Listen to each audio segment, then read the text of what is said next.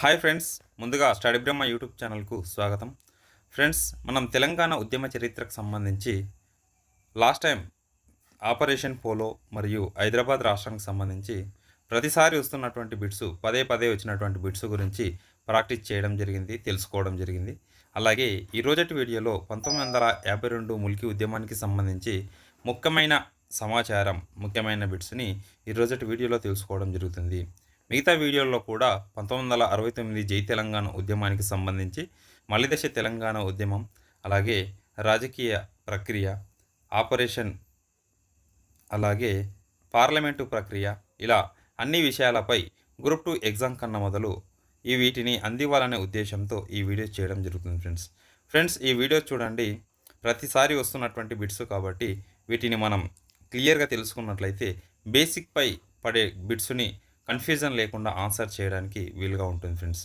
Okay friends, మన study బ్రహ్మ YouTube ఛానల్ని subscribe చేసుకోకుండా చూస్తున్న వారు ఉంటే సబ్స్క్రైబ్ చేసుకొని చూడండి. అలాగే టెలిగ్రామ్ గ్రూప్లో కూడా జాయిన్ అవుతే నేను ఎలాంటి ఇన్ఫర్మేషన్ పెట్టినా మీకు మిస్ అవ్వకుండా ఉండటానికి అవకాశంగా ఉంటుంది ఫ్రెండ్స్. ఓకే ఫ్రెండ్స్, ఇప్పుడు లేట్ చేయకుండా వీడియోలోకి వెళ్ళిపోదాం. వీడియోలోకి వెళ్ళే ముందు ఫ్రెండ్స్, వీడియో చూశాక ఇన్ఫర్మేషన్ నచ్చినట్లయితే ఖచ్చితంగా లైక్ కొట్టి ఎంకరేజ్ చేసినట్లయితే ఇలాంటి ఇన్ఫర్మేషన్ ఉన్న వీడియోస్ మున్ముందు మీ ముందుకు తీసుకురావడానికి ఎంకరేజ్గా ఉంటుంది. అలాగే ఈ వీడియోస్ ఇంకొంతమందికి రీచ్ అయ్యే అవకాశం కూడా ఉంటుంది కాబట్టి లైక్ కొట్టడానికి ప్రయత్నం చేయండి ఫ్రెండ్స్. ఓకే ఫ్రెండ్స్, ఇప్పుడు వీడియోలోకి వెళ్ళిపోదాం. ముల్కీ ఉద్యమానికి సంబంధించి ఈ ముల్కీ ఉద్యమం 1952 ముల్కీ ఉద్యమం గురించి తెలుసుకుంటాం. అలాగే పూర్వ చరిత్రక ముల్కీ ఉద్యమం గురించి కూడా తెలుసుకోవడం జరుగుతుంది. మధ్య ఆసియా నుంచి వచ్చినటువంటి నాన్ ముల్కీలను ఏమని పిలిచారని అడగడం జరిగింది. అఫాకీలు అని పిలిచేవారు. స్థానికులను దక్కని ముల్కీలు అని పిలిచారు. హైదరాబాద్ సంస్థానంలో ఉర్దూ భాష ఎప్పుడు అధికారిక భాషగా మారింది అని క్వశ్చన్ రావడం జరిగింది. 1884 ఫిబ్రవరి 21 తారీఖున అధికారిక భాషగా ప్రవేశపెట్టడం జరిగింది. అప్పటి వరకు ఉన్నటువంటి పార్షియా భాష స్థానంలో ఉర్దూ భాషను ప్రవేశపెట్టారు. మీర్ మహబూబ్ అలీ ఖాన్ అధికారికంగా ఎప్పుడు ప్రమాణ స్వీకారం చేశారు అంటే 1884 ఫిబ్రవరి 5 తారీఖున ఈయన ప్రమాణ స్వీకారం చేశారని గుర్తుంచుకోవాలి. మొట్టమొదటి ముల్కీ ఫర్మానా జారీ చేసినటువంటి మొదటి సాలార్ జంగ్ ఏ సంవత్సరంలో జారీ చేశారని అడిగారు. 1868లో మొట్టమొదటి ఫర్మానా జారీ చేయడం జరిగింది. నెక్స్ట్ చూద్దాం ఫ్రెండ్స్.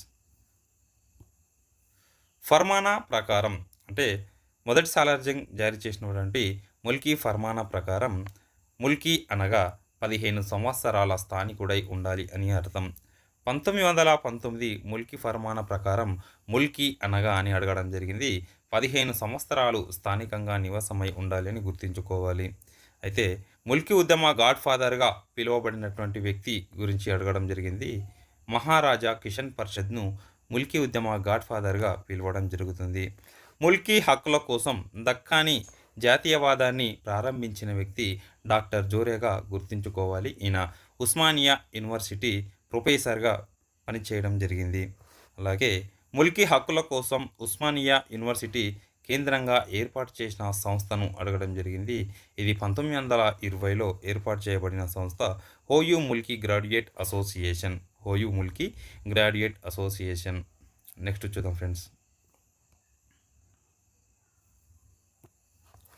నెక్స్ట్, ముల్కీ హక్కుల కోసం లండన్ కేంద్రంగా ఏర్పాటు చేయబడిన సంస్థ గురించి అడిగారు.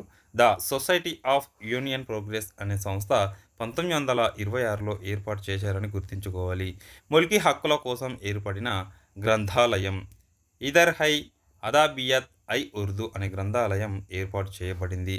ముల్కీ హక్కుల కోసం పనిచేసిన సంస్థ నిజాం సబ్జెక్టు లీగ్గా మనం గుర్తుంచుకోవాలి. నిజాం సబ్జెక్టు లీగ్ ఎప్పుడు స్థాపించబడింది అని లాస్ట్ టైం కాంపిటేటివ్లో రావడం జరిగింది. 1935లో స్టార్ట్ చేయడం జరిగింది. నిజాం సబ్జెక్టు లీగ్ను ఉర్దూలో ఏమని పిలిచారు? జమియతే రిఫాయామే నిజాం అనే పేరుతో పిలవడం జరిగింది. ఇది ఉర్దూలో పిలిచిన పేరు. నిజాం సబ్జెక్టు లీగ్ను తెలుగులో పిలిచిన నామం చూస్తే నిజాం ప్రజల సంఘం అని పేరుతో పిలవడం జరిగింది. నెక్స్ట్ చూద్దాం ఫ్రెండ్స్. నెక్స్ట్ చూసినట్లయితే రహబతే ఈ దక్కన్ అనే పత్రికను ప్రారంభించిన వ్యక్తి గురించి అడిగారు. అహ్మద్ మొహద్దీన్. నెక్స్ట్ మామ్లకత్ అనే పత్రికను నడిపినది మీర్ అసనుద్దీన్. వెదర్ హైదరాబాద్ అనే గ్రంథంను రాసినది సయ్యద్ అబిద్ హాసన్. హైదరాబాద్ పబ్లిక్ సర్వీస్ కమిషన్ను ప్రారంభించిన తేదీ అడిగారు. 1947 ఏప్రిల్ 27 తారీఖున హైదరాబాద్ పబ్లిక్ సర్వీస్ కమిషన్ను ప్రారంభించడం జరిగింది. కానుంచా ఈ ముబారక్ అనే ఎగ్జిక్యూటివ్ కౌన్సిల్ను ప్రారంభించబడిన సంవత్సరం 1893. బాబే హుకుమత్ అని ఎగ్జిక్యూటివ్ కౌన్సిల్ను ప్రారంభించబడిన సంవత్సరం 1919గా గుర్తుంచుకోవాలి. నెక్స్ట్ చూద్దాం ఫ్రెండ్స్. నెక్స్ట్ హైదరాబాద్ సంస్థానంలో బిఏ పట్ట పొందినటువంటి తొలి హిందువు రాయ్ బాలముకుందుగా మనం గుర్తుంచుకోవాలి.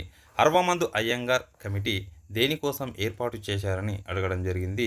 ముల్కీ ప్రజాస్వామ్య సంస్కరణల కోసం ఏర్పాటు చేయబడిన కమిటీ హర్వమందు అయ్యంగార్ కమిటీ. 1952 ముల్కీ ఉద్యమం ఏ జిల్లాలో ప్రారంభమైంది అని అడిగారు. వరంగల్ జిల్లాలో ప్రారంభమైంది. అదే 1969 జై తెలంగాణ ఉద్యమం ఖమ్మం జిల్లాలో ప్రారంభించారు అని గుర్తుంచుకోవాలి. నెక్స్ట్ 1952 ముల్కీ ఉద్యమానికి తక్షణ కారణం ఉపాధ్యాయుల యొక్క బదిలీగా మనం గుర్తుంచుకోవాలి. పాదసారథి అనే వరంగల్ డివిజనల్ ఇన్స్పెక్టర్ 180 మందిని ఉపాధ్యాయులను బదిలీ చేయడం ద్వారా ఈ 1952 ముల్కీ ఉద్యమం చెలరేగిందని మనం ఇందులో భాగంగా గుర్తుంచుకోవాలి. అలాగే 1952 ముల్కీ ఉద్యమ తక్షణ కారణం ఉపాధ్యాయుల బదిలీ అని తెలుసుకోవడం జరిగింది. 1952 ముల్కీ ఉద్యమానికి కారణమైన వ్యక్తి వరంగల్ డివిజనల్ ఇన్స్పెక్టర్ అయిన పార్థసారథిని మనం గుర్తుంచుకోవాలి. గుండెపోటుతో చనిపోయినటువంటి సెంట్రల్ మిడిల్ స్కూల్ ప్రిన్సిపల్ చూస్తే రషీద్ ఆల్ హసన్ చనిపోవడం జరిగింది. విచారణ అధికారిగా వచ్చినటువంటి షెండార్కర్ వరంగల్ వచ్చిన సందర్భంగా ఎక్కడి నుండి ఎక్కడి వరకు ర్యాలీ నిర్వహించారని అడగడం జరిగింది. ఇది 1952 జూలై 26 తారీఖున ర్యాలీ నిర్వహించారు. ఈ ర్యాలీని హన్మకొండ చౌరస్తా నుంచి సుబేదారి వరకు ర్యాలీ నిర్వహించారు. ఈ ర్యాలీలో భాగంగా ఇచ్చిన నినాదాలు చూస్తే ఇడ్లీ సాంబార్ గోబ్యాక్, గోంగూర పచ్చడి గోబ్యాక్, ఆంధ్రావాలా గోబ్యాక్ అన్న నినాదాలు కూడా వచ్చాయని గుర్తుంచుకోవాలి. నెక్స్ట్ చూద్దాం ఫ్రెండ్స్. 1952 ముల్కీ ఉద్యమం మరణకాండ ఎక్కడ జరిగింది అని అడిగారు. 1952 సెప్టెంబర్ 3 తారీఖున సిటీ కాలేజీ దగ్గర మరణకాండ జరిగింది. అలాగే రెండవది 1952 సెప్టెంబర్ 4 తారీఖున ఉస్మానియా ఆసుపత్రి దగ్గర మరణకాండ జరిగింది.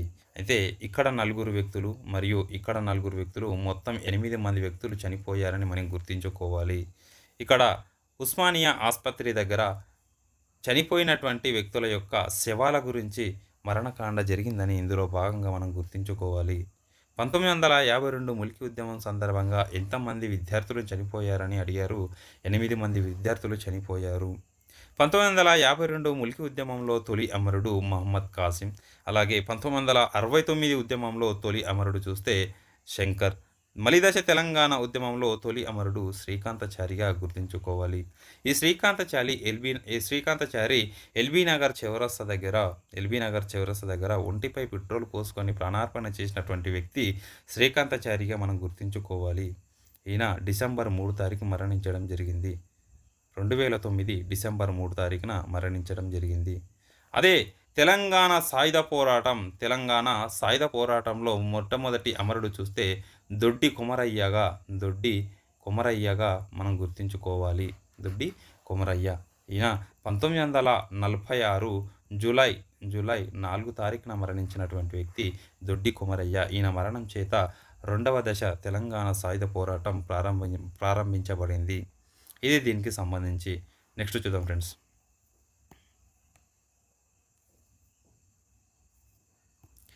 నెక్స్ట్ చూసినట్లయితే 1952 ముల్కీ ఉద్యమం సందర్భంగా పీడీ యాక్ట్ కింద అరెస్టు చేయబడినటువంటి వారి గురించి అడిగారు. సయ్యద్ అఖ్తర్ హుసేన్ అనే వ్యక్తిని అరెస్టు చేశారు. అలాగే బేగం సాదిక్ జహాన్. సయ్యద్ అఖ్తర్ హుసేన్ అవాద్ పత్రిక యొక్క సంపాదకుడు, జనగామ ఎమ్మెల్యే. ఈమె బేగం సాదిక్ జహాన్ మహిళా జర్నలిస్టు. నెక్స్ట్ 1952 ముల్కీ మరణకాండపై ఏర్పాటు చేయబడిన కమిటీ గురించి అడగడం జరిగింది. పింగళి జగన్మోహన్ రెడ్డి కమిటీని నియమించడం జరిగింది. ఇది లాస్ట్ టైం కాంపిటేటివ్‌లో రావడం జరిగింది ఫ్రెండ్స్. పింగళి జగన్మోహన్ రెడ్డి రాసినటువంటి పుస్తకం అడిగారు. జ్యుడిషియల్ ఆఫ్ ఐసర్వుడ్ అనే పుస్తకాన్ని ఈయన రాయడం జరిగింది. 1952 ముల్కీ ఉద్యమం సందర్భంగా ఏర్పడినటువంటి మంత్రుల ఉపసంఘం గురించి అడిగారు. మంత్రుల ఉపసంఘంలో ఉన్నటువంటి వ్యక్తులు 1 కేవీ రంగారెడ్డి మరియు డాక్టర్ మెల్కోటే, పూల్చంద్ గాంధీ, అలాగే మోహిన్ నవాబ్ సింగ్. ఇది దీనికి సంబంధించి. నెక్స్ట్ చూద్దాం ఫ్రెండ్స్. నెక్స్ట్ ఎస్ఆర్సి ఎప్పటి వరకు విశాలాంధ్ర ఏర్పాటు చేయవద్దని సూచించడం జరిగింది. అయితే 1961 వరకు విశాలాంధ్రను ఏర్పాటు చేయకుండా హైదరాబాద్ రాష్ట్రాన్ని అలాగే కొనసాగించాలి. హైదరాబాద్ రాష్ట్రంలోని అసెంబ్లీలో 2/3 వంతు మంది మెజారిటీ తెలియచేసినట్లయితే అప్పుడు విశాలాంధ్రను ఏర్పాటు చేయాలి. అది 1961 తర్వాత ఏర్పాటు చేయాలని తెలియచేసిన కమిటీ ఎస్ఆర్సి నివేదిక. నెక్స్ట్ ఎస్ఆర్సిలో సయ్యద్ ఫజల్ అలీ కమిషన్ పేర్కొన్న అంశాలు ఒకసారి చూస్తే భాష మరియు ఆంధ్ర రాజధాని గురించి, నది జలాలు, మిగులు నిధులు, ఉద్యోగాలు, హైదరాబాద్లోని భూముల గురించి, వీటి గురించి ఎస్ఆర్సిలో పేర్కొనడం జరిగింది. నెక్స్ట్ చూద్దాం ఫ్రెండ్స్. మహారాష్ట్ర ప్రాంతంలోని జిల్లాలు మహారాష్ట్రలో మరియు కర్ణాటక ప్రాంతంలోని జిల్లాలు కర్ణాటకలో కలపమని ఎస్ఆర్సి చెప్పినప్పటికీ బీదర్ జిల్లాను మాత్రం హైదరాబాద్ రాష్ట్రంలో కలపమని చెప్పడానికి కారణం ఏంటి అని అడగడం జరిగింది. హైదరాబాద్లో బీదర్కు ఉన్న రహదారి సౌకర్యాలు మరియు మంజీరా నది 2 ప్రాంతాలలో ప్రవహించడం ద్వారా ఈ బీదర్ జిల్లాను హైదరాబాద్ రాష్ట్రంలో కలిపి హైదరాబాద్ రాష్ట్రాన్ని ఏర్పాటు చేయాలని సూచించడం జరిగింది ఎస్ఆర్సి కమిటీ. ఎస్ఆర్సి నివేదిక ప్రకారం హైదరాబాద్ను కేంద్రపాలిత ప్రాంతం చేయడానికి డిమాండ్ రావడానికి గల కారణం ఉర్దూ భాష మరియు హైదరాబాద్లో ఉన్నటువంటి ఇస్లాం సంస్కృతి కారణంగా కేంద్రపాలిత ప్రాంతంగా చేయాలని డిమాండ్ రావడం జరిగింది. ఎస్ఆర్సిలో పేర్కొనబడినటువంటి ఒప్పందాలు చూస్తే శ్రీబాగ్ ఒప్పందం, అలాగే స్కాట్లాండ్ ఒప్పందాల గురించి కూడా ఎస్ఆర్సిలో పేర్కొనబడింది. నెక్స్ట్ చూద్దాం ఫ్రెండ్స్. 1952 ముల్కీ ఉద్యమానికి మద్దతు తెలిపిన చించోలి ఎమ్మెల్యే జి రామాచారి ఈయన 1952 ముల్కీ ఉద్యమానికి మద్దతు తెలపడం జరిగింది. ఈ జి రామాచారి స్థాపించబడిన సంస్థ హైదరాబాద్ హితరక్షణ సమితి. 1952 ముల్కీ ఉద్యమంలో పాల్గొన్న వ్యక్తులు ప్రొఫెసర్ జయశంకర్ సార్, అలాగే కాళోజీ నారాయణరావు లాంటి వారు 1952 ముల్కీ ఉద్యమంలో పాల్గొనడం జరిగింది. రాష్ట్రాల పునర్వ్యవస్థీకరణ కోసం ఏర్పాటు చేసిన కమిషన్ అని అడిగారు. సయ్యద్ ఫజల్ అలీ కమిషన్, దీనిని ఎస్ఆర్సి అని అనడం జరుగుతుంది. సయ్యద్ ఫజల్ అలీ కమిషన్ ఎప్పుడు ఏర్పాటు చేశారు అని అడిగారు. 1953 డిసెంబర్ 29 తారీఖున ఏర్పాటు చేయడం జరిగింది. ఇది 1955లో నివేదిక ఇచ్చిందని గుర్తుంచుకోవాలి.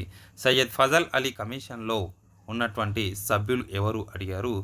హృదయనాథ కుంజ్రు మరియు కవలం మాధవ్ ఫణిక్కర్ ఇద్దరు సభ్యులుగా ఉన్నారు. నెక్స్ట్ చూద్దాం ఫ్రెండ్స్. సయ్యద్ ఫజల్ అలీ కమిషన్ సూచించినటువంటి రాష్ట్రాలు కేంద్రపాలిత ప్రాంతాలు ఎన్ని అడిగారు. 16 రాష్ట్రాలు ఏర్పాటు చేయాలని, 3 కేంద్రపాలిత ప్రాంతాలు ఏర్పాటు చేయాలని ఎస్ఆర్సి నివేదికలో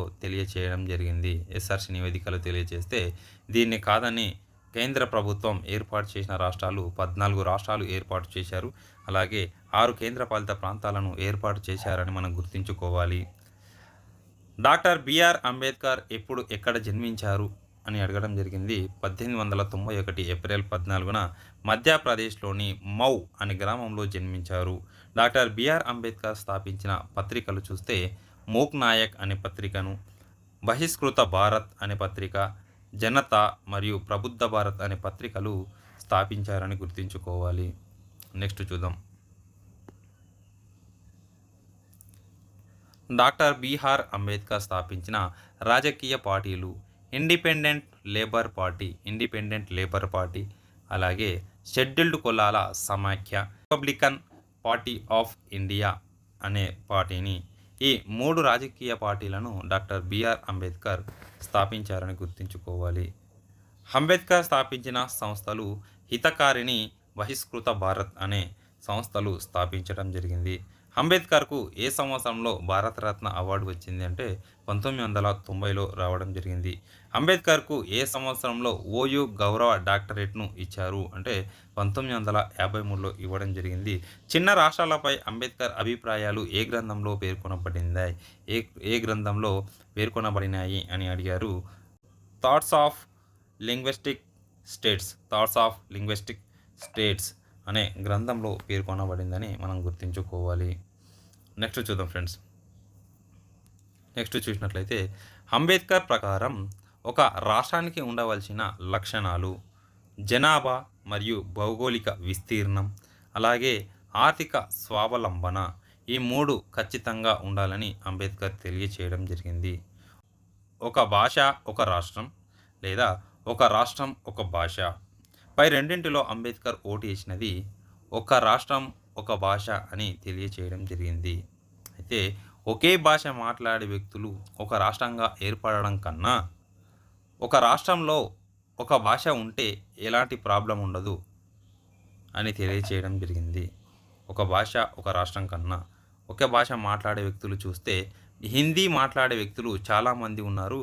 హిందీ మాట్లాడే వ్యక్తులను ఒకే రాష్ట్రంగా చేస్తే భారతదేశం మొత్తం ఒకే రాష్ట్రంగా చేయవలసి వస్తుంది. కాబట్టి ఒకే భాష మాట్లాడే వ్యక్తులను ఒక రాష్ట్రంగా చేయకుండా ఒకే రాష్ట్రంలో ఒక భాష ఉంటే కూడా సరిపోతుంది అనే ఉద్దేశంతో అంబేద్కర్ ఈ నిర్ణయాన్ని సపోర్ట్ చేయడం జరిగింది.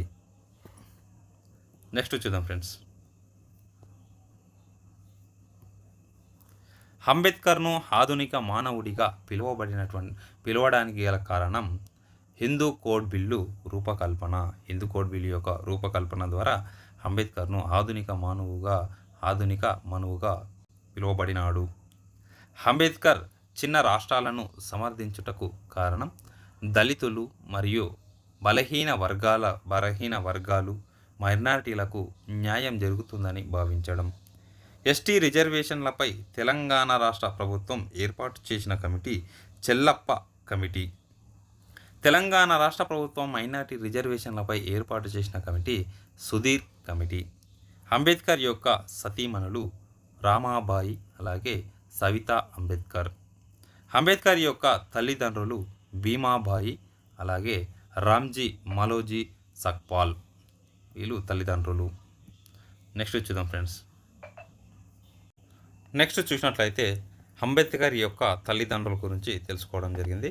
అంబేద్కర్ చదువుకోవడానికి ఆర్థిక సహాయం చేసినటువంటి సంస్థానాధీశుడు కొల్లాపూర్ సంస్థానాధీశుడిగా మనం గుర్తుంచుకోవాలి. అంబేద్కర్ ఏ కళాశాలలో అర్థశాస్త్రం అధ్యాపకుడిగా పనిచేశారు అని అడగడం జరిగింది. స్వీడన్ హోమ్ కాలేజ్ ఆఫ్ కామర్స్లో పనిచేయడం జరిగింది. అంబేద్కర్ ఉన్నత విద్యను అభ్యసించిన సంస్థ కొలంబియా విశ్వవిద్యాలయంలోని London school of economics, Mumbai విశ్వవిద్యాలయం. అంబేద్కర్ ఉన్నత విద్యను అభ్యసించిన సంస్థలు కొలంబియా విశ్వవిద్యాలయం, అలాగే London school of economics, Mumbai విశ్వవిద్యాలయం లాంటి సంస్థలలో ఈయన విద్యను అభ్యసించడం జరిగింది. నెక్స్ట్ చూద్దాం ఫ్రెండ్స్. ప్రత్యేక ఆంధ్ర రాష్ట్ర ఉద్యమం ఎప్పుడు ప్రారంభమైంది అని అడగడం జరిగింది. ప్రత్యేక ఆంధ్ర రాష్ట్ర ఉద్యమం ఎప్పుడు ప్రారంభమైంది అడిగారు. 1903లో గుంటూరు యువజన సాహితీ సమితి ఆధ్వర్యంలో ప్రారంభమయ్యింది. విశాలాంధ్రలో ప్రజారాజ్యం రాసినది పుచ్చలపల్లి సుందరయ్య విశాలాంధ్రలో ప్రజారాజ్యం అనే గ్రంథాన్ని రాయడం జరిగింది. విశాలాంధ్ర గ్రంథాన్ని రాసినది వావిలాల గోపాలకృష్ణయ్య. ఆంధ్ర రాష్ట్రం అని గ్రంథాన్ని రాసినది కొండా వెంకటప్పయ్యగా గుర్తుంచుకోవాలి. దట్ట మండలాలు తెలంగాణ నుంచి విడిపోయిన సంవత్సరం 1800 సంవత్సరంలో విడిపోవడం జరిగింది. ఉత్తర సర్కారులు విడిపోయినది 1766లో ఉత్తర సర్కారులు విడిపోవడం జరిగింది. నెక్స్ట్ చూద్దాం ఫ్రెండ్స్. నెక్స్ట్ గుంటూరు తెలంగాణ నుంచి విడిపోయిన సంవత్సరం 1788లో గుంటూరు విడిపోవడం జరిగింది. అలాగే ఆంధ్ర మహాసభ ఎప్పుడు ఏర్పడింది అని అడిగారు. 1913లో ఆంధ్ర మహాసభ ఏర్పడిందని గుర్తుంచుకోవాలి. ఆంధ్ర రాష్ట్రం ఆంధ్ర రాష్ట్ర కాంగ్రెస్ ఎప్పుడు ఏర్పడింది అంటే 1918లో ఏర్పడడం జరిగింది. విజయవాడ కేంద్రంగా ఆంధ్ర విశ్వవిద్యాలయం ఏర్పాటు చేసిన సంవత్సరం 1926లో ఏర్పాటు చేశారు.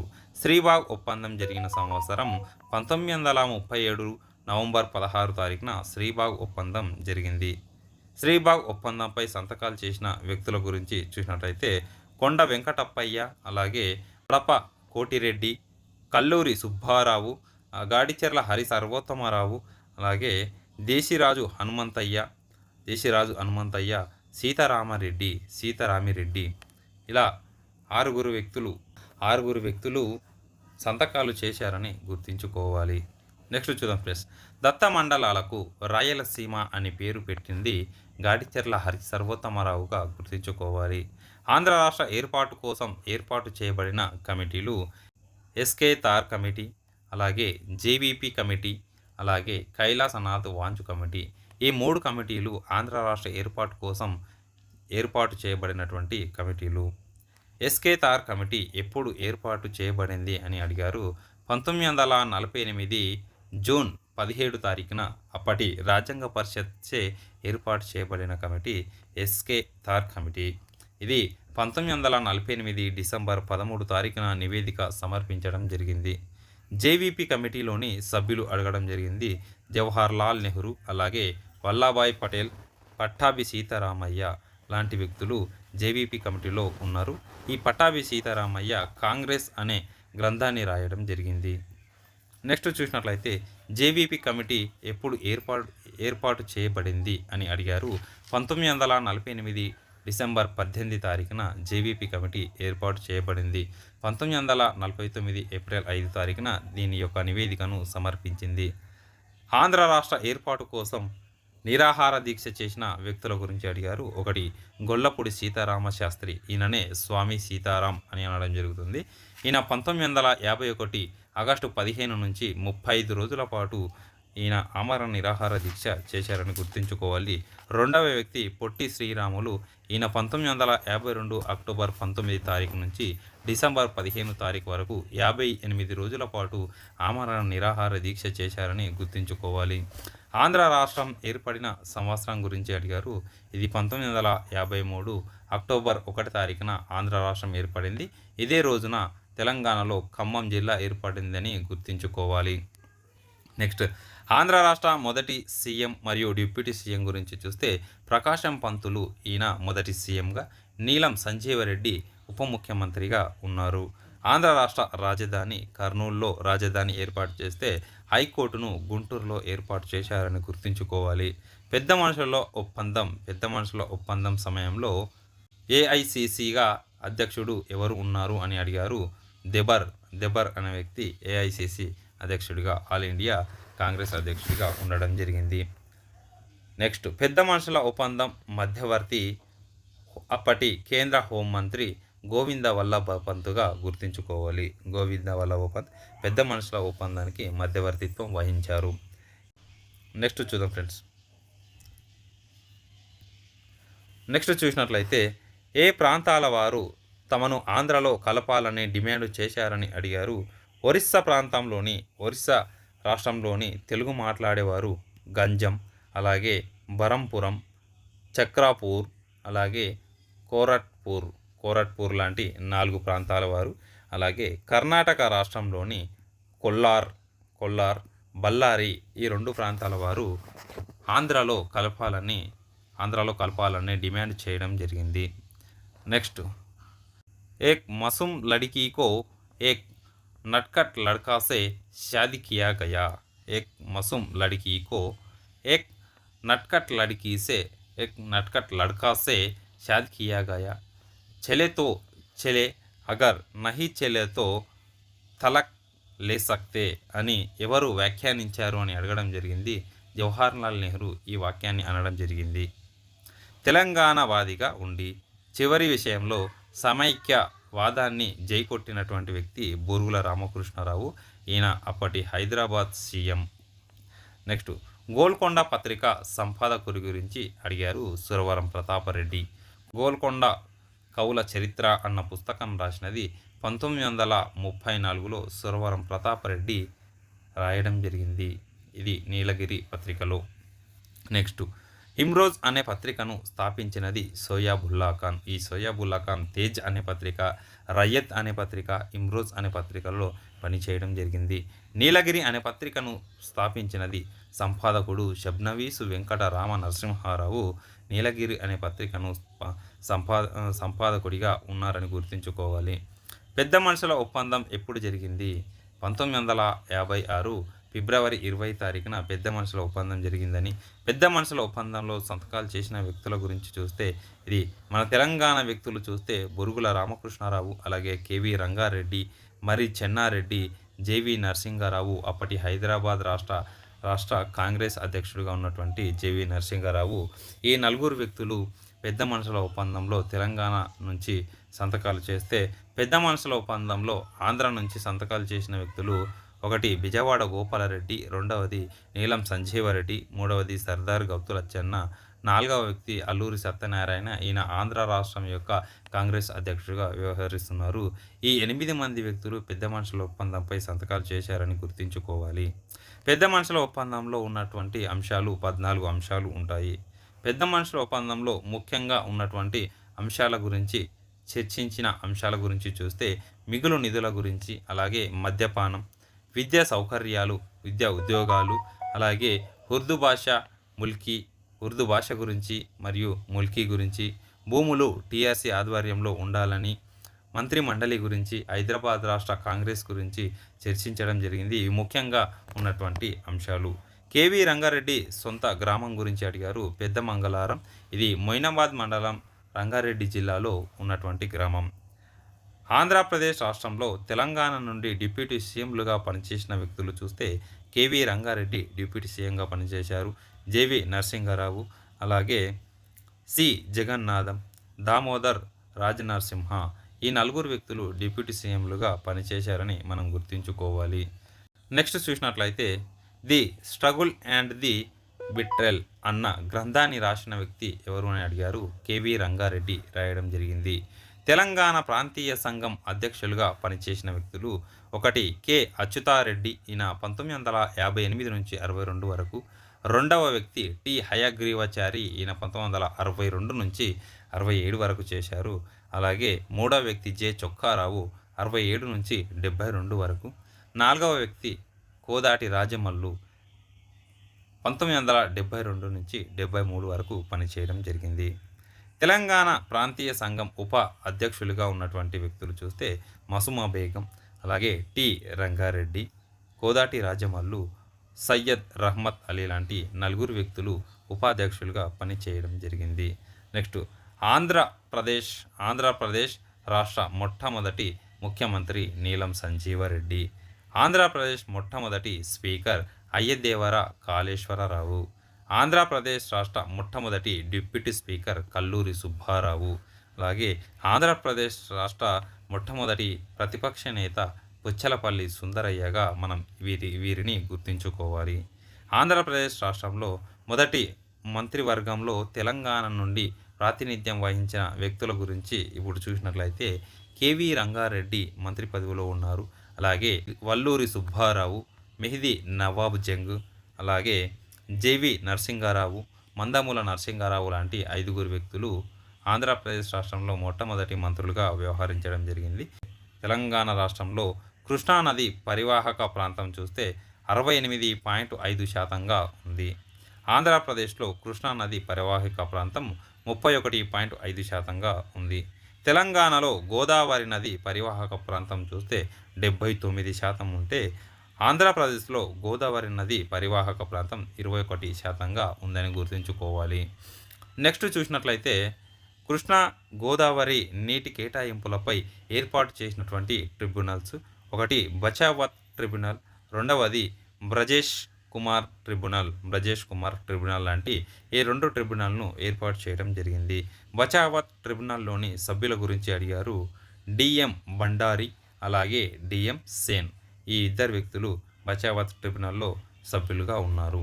ఇది దీనికి సంబంధించినటువంటి 1952 ముల్కీ ఉద్యమం అలాగే చరిత్రక ముల్కీ ఉద్యమానికి సంబంధించినటువంటి అంబేద్కర్ యొక్క అభిప్రాయాల గురించి ఆంధ్రప్రదేశ్ రాష్ట్ర ముఖ్యమైన సమాచారాల గురించి ఇందులో తెలుసుకోవడం జరిగింది.